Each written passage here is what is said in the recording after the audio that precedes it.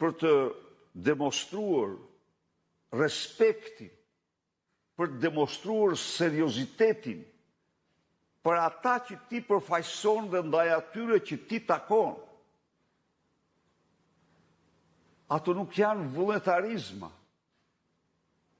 janë që të gjitha dhe janë shekullore.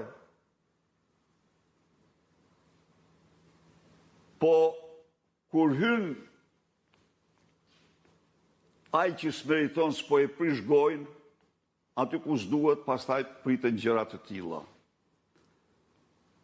Sidoqoftë e rëndësishme është protesta, revolta paqësore e fuqishme e qytetarëve që qëndron e pamposhtur dhe e jashtëzakonshme. Sot ftoj të gjithë qytetarët të bashkohen në një protestë të fuqishme,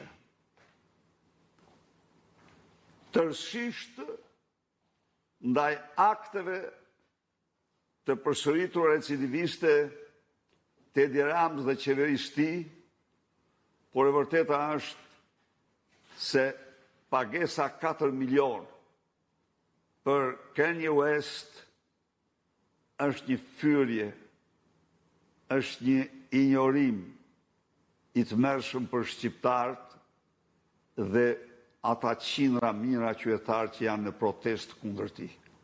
Faleminderit. Nisim me pyetjet, doktor. Alban Imeri, sekretari i Shtetit të Shtetit Bashkuar të Amerikës, ka bërë një kablogram për ambasadat amerikane ku kërkon informacione për organizatat e majta ekstreme. Gjithashtu janë bërë ftesa për 60 zyrtarë të lartë për një takim në SBA në lidhje me këtë rrymë të majtë ekstreme. Si e komentoni ju? Unë jam i bindur dhe kam qenë i bindur se ekstremizmi majt është një nga rreziqet më madhore të kohës.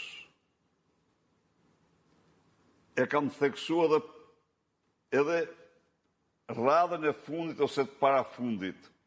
Kam treguar rastin se gjatë kohës në diktaturë komuniste, Enver Hoxha u nda nga të gjitha vendet ish komuniste se i quajti ato revizioniste. Dhe këtu në Shqipëri na vini njëri mas tjetri delegacione të ekstremizmit të majt partive marksiste-leniniste. Këto vinin dhe mbanin fjalime. Më kujtoj se si na thonin se lirin që keni ju nuk e ka kush në botë.